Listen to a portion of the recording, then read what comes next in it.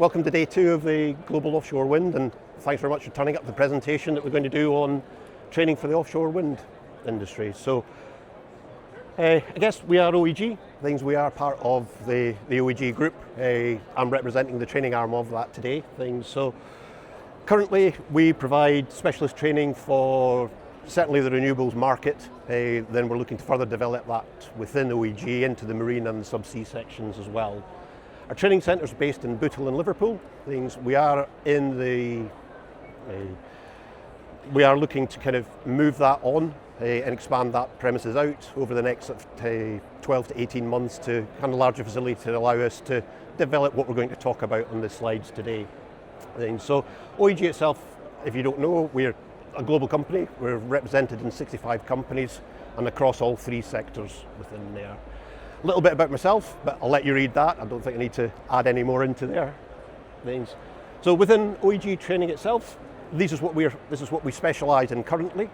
So we do the whole suite of GWO courses, the errata for your rope access, ICATs, which is kind of protective coatings, abrasive blasts, so more of it kind of technical skills, a confined space, depending on what your views are within confined space within renewables, depends on what it's called. We also do lift for Goricon, Skyman, we're looking at a few other things on there as well, and we also do crane or deliver crane courses within there as well. So this covers the majority of what would historically call topside within renewables. Very much our focus now is to expand that portfolio of courses out, start to look to how we develop the workforce properly into the job roles that are required. So a little bit of where we are within the UK. This is very UK concentrated, so apologies for any of our kind of international customers here. Currently, we've installed 30.1 gigawatts in 2024 of offshore power. Within the UK, 14.2 of it is within the UK itself. That's brought its own demands, particularly within technician demand, but also within a kind of workforce demand there as well. I think something we tend to forget about in the industry is it's not just about the wind techs. For every one wind tech that we've got on a turbine, we've got multiple roles that are there to facilitate it, support it, onshore and offshore. And we tend to overlook those roles and making sure that we've got that developed into the industry. There is a huge expansion, particularly within the UK. So round 4, there was 8 gigawatts released. Round 5, we're looking at about another potential 4.5 gigawatt of offshore wind coming online as well. Depends on who you speak to, which industries experts you speak to, but they've all got different equations to how that equates to workforce and how many people that equates to that's required.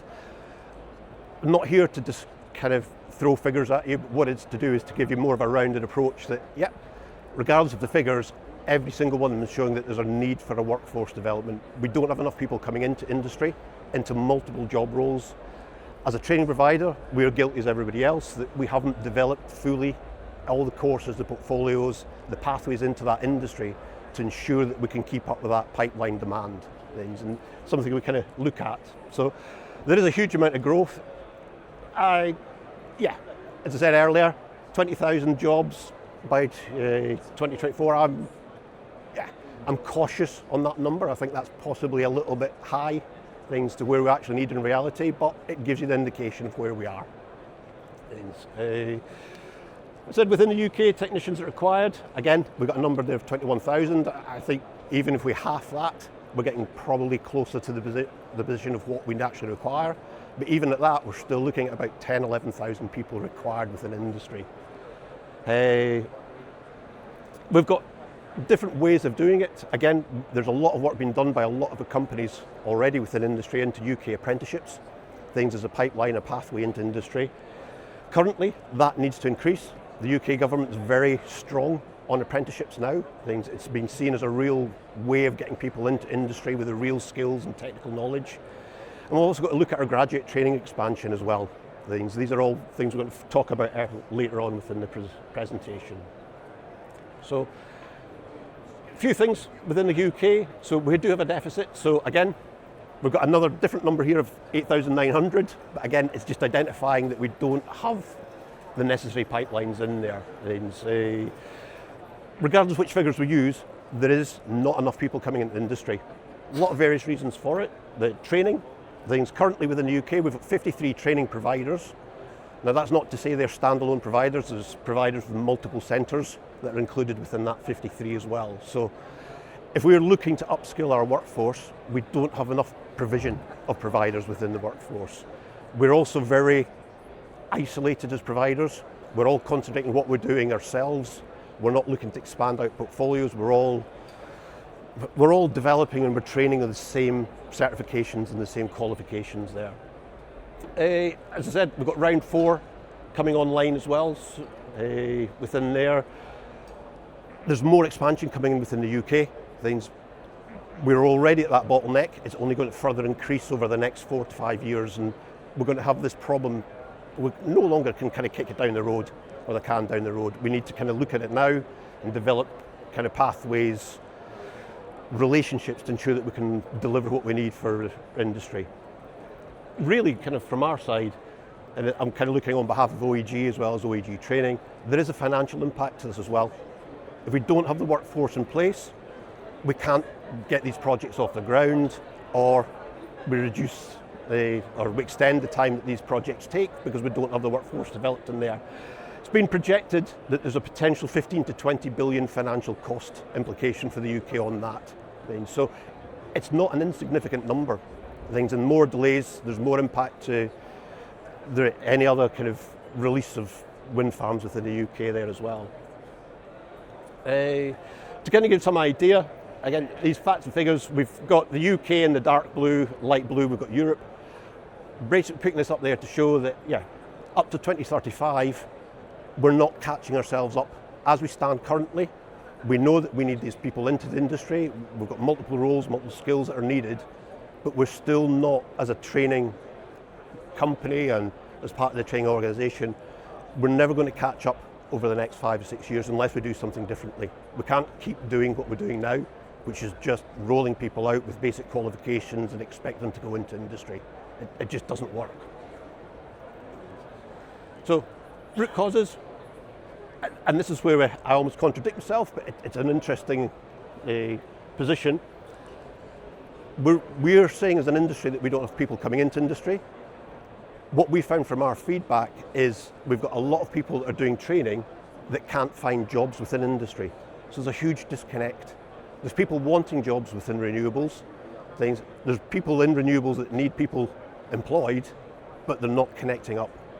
And I think that, again, it's this starting to look at it as a holistic approach, rather than a training provider being an independent entity and not really connected into industry. We need to get those connections stronger. So as people, as training providers, we're able to then understand what the requirements are, what the needs are, and meet them, rather than assuming this is what's required. So yeah, we find, and this is purely based on OEG training, like figures, 70% of our attendees struggle to get a job placement. So they come in, we deliver a course, and then nearly 3/4 of our students then can't go on and develop into the wind industry itself. So we also have a huge curriculum lag. We've all, and we're guilty as everybody else, we've all looked at GWO courses as be the be all and end all.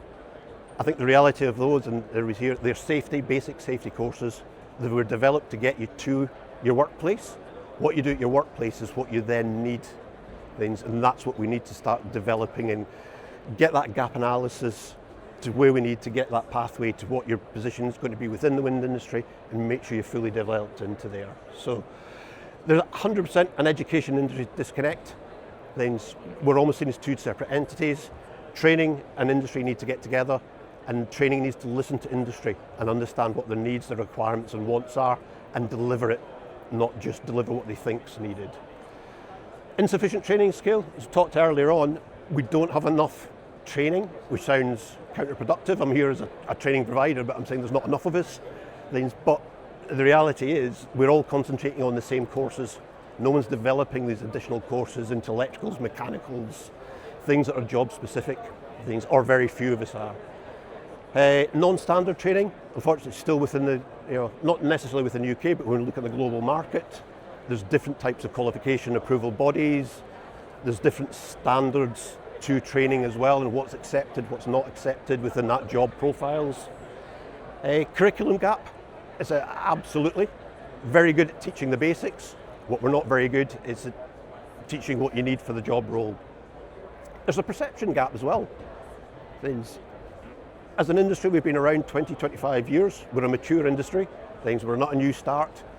But if you go out to the general public in Manchester and talk about renewables, you'll have very limited response to what's there. It's not seen as an industry. It's seen something to do with those windmills that are offshore or onshore, and yeah, there's a few techs and that's about it. It's a massive industry. We all know that. We're all working it on a daily basis. There's thousands of job roles within the industry that we don't shout. We're not good at shouting about ourselves.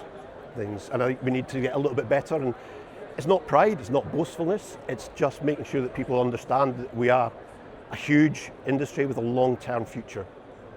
There are, to a degree, the working conditions can be off-putting, particularly offshore, things where you've got 2 weeks on, 2 weeks off, rotations, you're working in all sorts of weather, it's not ideal. But again, what we're doing is we're focusing on one particular area of that job profiles. For every person we have on a turbine offshore or onshore, we've got 4 or 5 support roles within there that are based on the beach or onshore there as well. All need filled, we all know them, we've all got them, we've all got administration, we've all got operations, we've all got health and safety things. We never talk about them and we never look to involve them within our training projects. So, come the skills shortages we looked at here ourselves, just quickly looking through these from the development, looking at environmental, permitting specialists. These are job roles that we're looking for people now. But we just don't have people coming into these positions. Assembly techs, quality engineers, construction, operation is right through the life cycle of a wind turbine. We've got job roles that are required and we don't have that pipeline to feed them in. Now that, you could say that's fine, it'll eventually work itself out and it won't. We need to get better at it. We need to be developing these people, having those pathways, making sure that people understand how to get there, what's there and how to get there, and make sure that when we need people, we can ramp up when needed and we can ramp back down. We've got 3 ways that we're looking at from an OEG training point of view, 3 ways of expanding this out through the apprenticeships programme.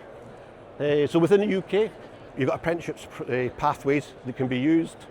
The unions, also in sector partnerships, do a lot of work that a lot of people aren't aware of within training. People like the GMB, ECA, CTIB do apprenticeships within engineering mechanicals. So there are people out there with the necessary skills and knowledge. We're just not tapping into that. We're not very good at sharing that knowledge. And employees, so there is a lot of work being done by a lot of the major employees within industry where they're looking at apprenticeships and they're putting them through. We've just recently started working with Ørsted to deliver some of their apprenticeship programs. We've got 20 on board this year and look to expand that further out. But certainly it's a key focus for ourselves as a company to look at apprenticeships and how we deliver people into the wind industry itself. Second solution we've got is cross-industry reskilling. So again, we can talk about the North Sea oil gas transition. It's been going on for a while. Oil and gas will never disappear from the UK economy, we know that, but there certainly won't be as much need for it. So there's a huge amount of talent, resource, people that know how to work on the offshore environment, and it's how we transition them into wind. Comfortable how to work there, but do the necessary skills? Does it need to be tweaked slightly for wind rather than oil and gas? There is about 7,000 to about 8,500 workers within that sector now that could transfer across into wind. You can also look at the armed forces transition. So we're very strong with it within an OEG side. Something we need to look at more and get more people involved with as well. We have a very untapped market within the military within the UK. Very much a lot of soft skills that easily transfer into our industry. They're used to a lot of the ways that we work within industry as well. And if we can tap into that and there, we've got a very dedicated workforce. All we need to do is just tweak them. And a lot of them are coming with electrical, mechanical backgrounds. You've also got your leaderships within kind of the officer ranks. They do a lot on management and leadership, on health and safety. So yeah, a huge untapped market within there. And maritime as well. So maritime, huge market, but as things become more computerized, AI'd, there's less and less crew needed within the maritime sector. Again, they've all got transferable skills that we could be utilising, looking to identify programs to then map them across, similar to what we do within oil and gas, into the renewables sector. Solution 3 we've got there is then graduate programs. So again, within the UK, this isn't an exhaustive list. This is just an example of universities we have within the UK. They've developed renewable courses within here. So they're based throughout the country. And again, just through feedback we've understood, we have people that have gone through a 3-4 years degree, but then can't find their way into industry. So there's a breakdown somewhere, there's a failure on our behalf. Within industry, we need more collaboration. I guess if that's the takeaway from today from myself, as training providers, and every training provider in the UK, we need more collaboration. We're too good at looking at each other as competitors, rather than how can we collaborate and work together and actually evolve together things.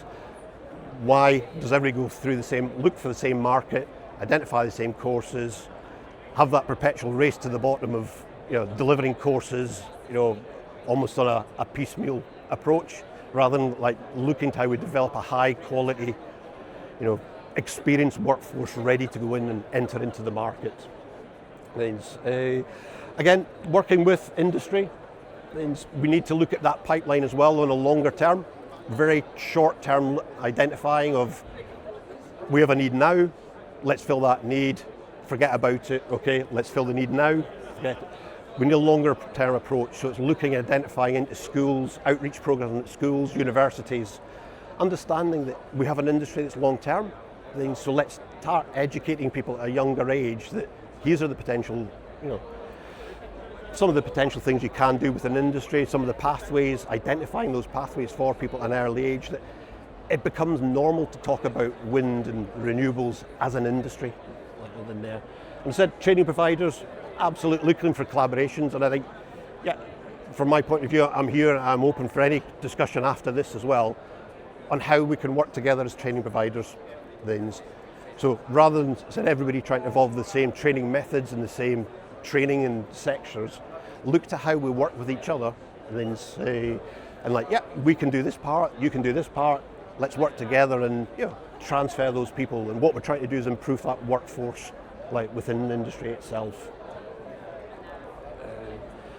So I guess for myself, absolutely, just as a summary, we're looking at the workforce development. There is a need, there's a requirement. It's only going to get stronger. Then we need to wake up, just a wake up call effectively from ourselves to say, as a company, we're feeling it, so we know the rest of the industry is feeling it. Then we need to do something about it. We need to collaborate closer as a training organisations with industry, understand what those needs are, develop pathways, make sure that people understand how they get from A to B. What we're doing is we're going from A to A.1, and then no one's taking them on to that B section. Upskilling multi-role capability. So you may be a statutory inspection technician, but could you be doing something else within that role? Could you be utilised, cross-trained into some other roles there, that you become multi-use? So what we're then doing is we're not then sending out another person to do that job when you're already there, you're on site, you could be delivering that from us. So huge amounts of benefit to ourselves as an organisation, but also to that person becomes a lot more employable. Education and external partnerships, so absolutely, we need to get collaborating, understanding what we need to develop and develop it within ourselves as training providers, not as a sole entity, as one training provider trying to solve everything. It's going to have to be a multi-approach. Industry and entry routes, getting people to understand what the industry is, how you get into it, and how you get there. And then training provider capability and portfolio growth. Let's get the conversations going, understanding what we need to do, how we develop people into these roles within industry as well. So I think, thank you once again for listening. I will be on the stand for the rest of the morning if anybody's got any questions or anything they want to discuss. Certainly I'm also there if anyone wants to email if they don't want to speak to me face to face, and enjoy the rest of the show. Thank you.